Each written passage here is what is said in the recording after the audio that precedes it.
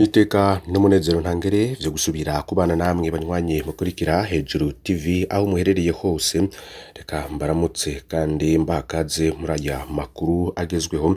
Turi ku munsi wa gatatu kw'itariki ya 4 kwezi kw'icumi 2023, tukaba tugiye kwibanda ku makuru avugwa cane mu gisata c'umutekano hamwe na politike ntuze gucikwa. Reka nkuramutse kandi nguhe kaze aho woba uherereye hose, waba udukurikiye uri mu bice bitandukanye mu gihugu c'u Burundi, mu bisagara canke mu ntara zo hagati, abari mu bice bitandukanye mu bihugu bibanyi, ndetse n'abari mu bice bitandukanye ku mugabane wa Afrika no ku yindi migabane ya kure. Ndabahaye ikaze ntimuze gucikwa n'aya makuru agezweho muri iki gitondo. Hari byinshi rero biriko biraba nk'uko tubandanya kubatoreza inkuru zivugwa cane muri politike, agateka kazina muntu, gutungane, umutekano, uzivuga mu kibano, amakuru aba yakusanijwe n'amasoko yacu dufise hirya nino mu nzego no mu bice bitandukanye bigize igihugu c'u Burundi. Inkuru rero tugiye kwibandako, harabandanya kuba impinduka mu gihugu. Abatwara amakambi mu gisirikare ndetse na bamwe mu barongoye ikambi BSP sanzwe icungera inzego boba bahijeje guhindurwa. Biriko biravugwa ko Perezida Ndayishimiye ariko akora ibishoboka vyose kugira bamwe bari bafise umugambi wo kumuhirika babure burundu aho bazomenera. Vyinshi rero kuri iyo ngingo mu kanya gato turaza kubigaruka ko ku buryo bw'idonido, menye impinduka zabaye ndetse vyinshi kuri vyo ni mu kanya gato ntuze gucikwa. Hari rero izindi mpinduka zibandanya kuba cane, tukaza no gushimikira kuri babashikiranganji bane bo barakuwe mu mabanga ndetse bakaba barasubirijwe. Navyo mu kanya gato turaza kubigaruka ko. Vyonda kuri subscribe canke sabone niba utari wafyonda ko, wibuke no kubisangiza bagenzi bawe kugira badacikwa n'amakuru yose dushikiriza. Aho uri hose ndaguhaye kaze kuri Hejuru TV. Abarongoye amakambi ya gisirikari batari bake baraye bahinduwe. Mushikiranganje wo kwivuna avance ni Aretre Bere Mutabazi yaraye ahinduye abarongoye amakambi y'igisirikari bashika 23, bene vyegera vy'abarongoye amakambi bashika 22. Mu makambi yakozwe ko n'izo mpinduka harimwo ingabo zirinda umukuru w'igihugu ni BSPI, aho hahinduwe icegera c'umukuru w'izo ngabo n'utwara batayo ya kabiri muri BSPI, icegera c'utwara batayo ya mbere muri BSPI. Tubibutse ko mu gihe umukuru w'igihugu yari mu rugendo muri Amerika mu nama ya Onigiri ya 78 habaye ibintu bitangaje, aho bamwe mu basirikare ba BSPI barungikwa giturumbuka gukombora abagenzi babo kwira na televiziyo vy'igihugu basanzwe bakanka bakubabisa. Ari naho ibihuha vy'itembagazwa ry'ubutegetsi bwa Ndayishimiye vyaca birandagata mu gihugu cose. Mu bahinduwe rero harimwo kandi abatwara Kamuha yahora na Lieutenant Colonel Aron Ndayishimiye, abatwara Police Militaire Brigade y'amajana 210, y'amajana 310, y'amajana 410, batayo z'ijana na 11, ijana na 12, ijana na 21, ijana na 22, amajana 211, amajana 212, batayo y'amajana 212, y'amajana 312, y'amajana 321, y'amajana 412, y'amajana 421 n'izindi. Muri iyi minsi rero hariko harahindurwa abategetsi benshi. Mu mpera z'indwi iheze harahinduwe giturumbuka batatu mu ndongozi z'umugambwe CNDD-FDD ku rwego rw'igihugu. Abakuwe ni Nancy Linette Mutoni, Lazare Mvuyekure na Gloriose Nininahazwe. Babasubiriye ni Doriane Munezero, Denis Karera na Karini Mbarushimana. Bamwe mu bakuwe bafatwa ko bari begereye cane Reverien Ndikuriyo. Abashasha bo bavuga ko ari abasuma biki ba Perezida Ndayishimiye, asanzwe ari icegera c'umuvugizi w'umukuru w'igihugu.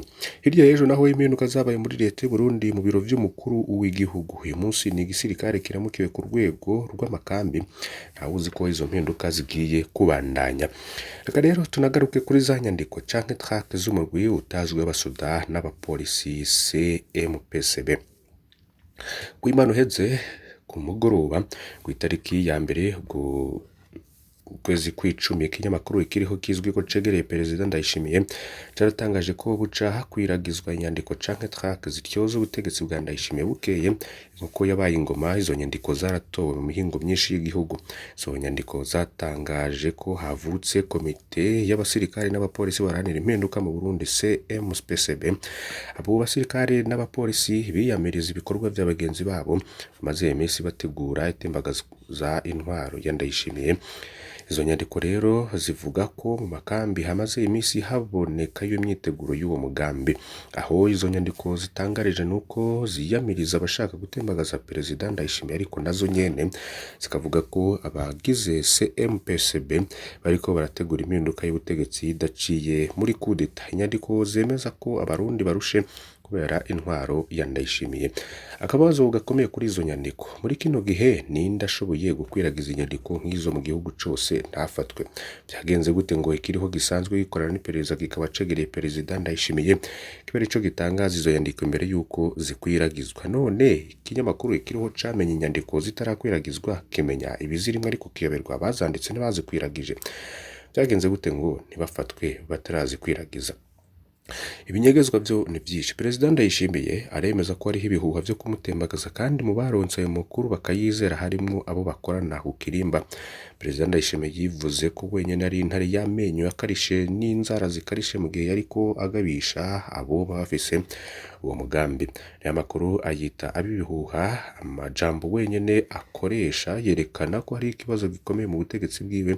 Kumureza impinduka z'abategetsi ni ibimenyetso ko intare iriko irakarisha rwose amenyo n'inzara zayo mbere yo gutantamura abayifitiye imigambi mibi. Hari izindi mpinduka rero zabaye nk'uko twabibashikirije. Hari abashikiranganje boba barakuwe mu mabanga bahoramwo ndetse baca basubirizwa. Abashikiranganje bane rero bagenwe mu kuwa mbere hari uw'amagara abantu ni Ridwine Baradahana, w'ibidukikije burimye n'ubworozi yitwa Prosper Dodiko, w'abakozi n'akazi Venuste Muyabaga, hamwe n'ujejwe yinjira ry'u Burundi mu karere ka Afurika y'ubuseruko Gervais Abayeho.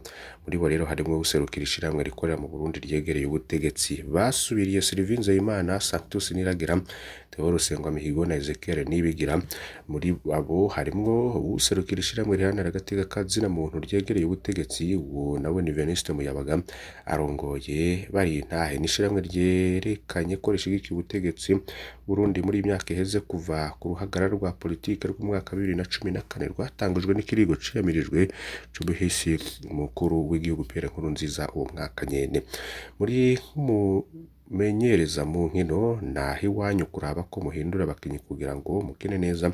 Nimba hari abakinyi badakina neza bose baca bagwa mu mporo. Niko umukuru w'inama nkenguzamateka y'u Burundi Emmanuel Sinzohagira yari yabwiye Gervais Ndirakobuca, mushikiranganje wa mbere, igihe yariko arerekana icegeranyo gice ca kabiri c'umwaka wa 2022 ushiriwe 2023 imbere y'inama nshingamateka na nkenguzamateka. CNDD-FDD nayo nyene yaronkejwe abakomiseri bashasha nk'uko twabigarutse ko. Mbonera kure ziswe inkorabarana Nations Unies. Doriane Munezero gushika ubu yari icegera c'umuvugizi w'umukuru w'igihugu Varisito Ndayishimiye, yari mu biro bijejwe kumenyesha amakuru y'umukuru w'igihugu kuva haraheze n'imyaka 8. Rw'amasoko yegereye umuganga uri ku butegetsi Francine Note Mutoni ategerezwa guhabwa amabanga hanze y'igihugu nk'userukira igihugu. Ivyo byose rero ni vyabaye kugira ngo haboneke impinduka zikomeye cane. Mu Minago habonetse abagwayi babiri bakorera ku bw'abanyagihugu muri zone Minago muri komine n'intara ya Rumonge.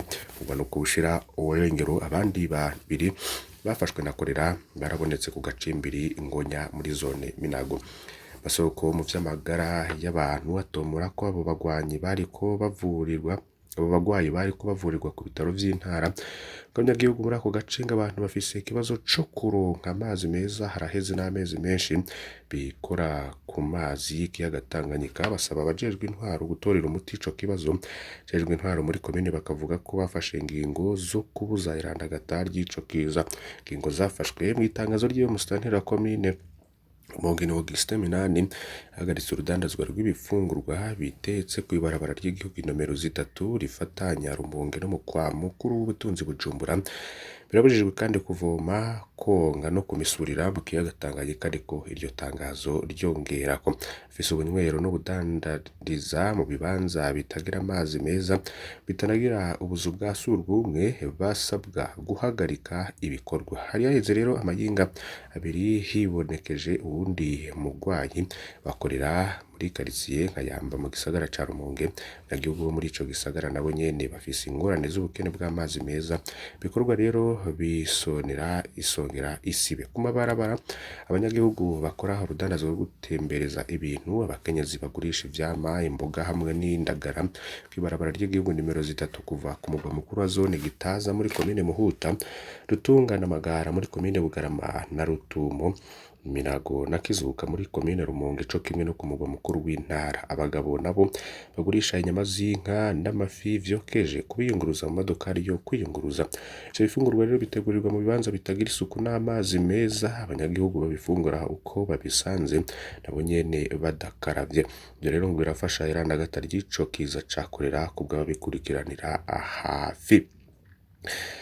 Banywanyi bacu ndabakengurukiye cane ko mukurikiye ya makuru y'impinduka zabaye, ntuze gucikora ndi tuza gushikiriza kuri imbonesha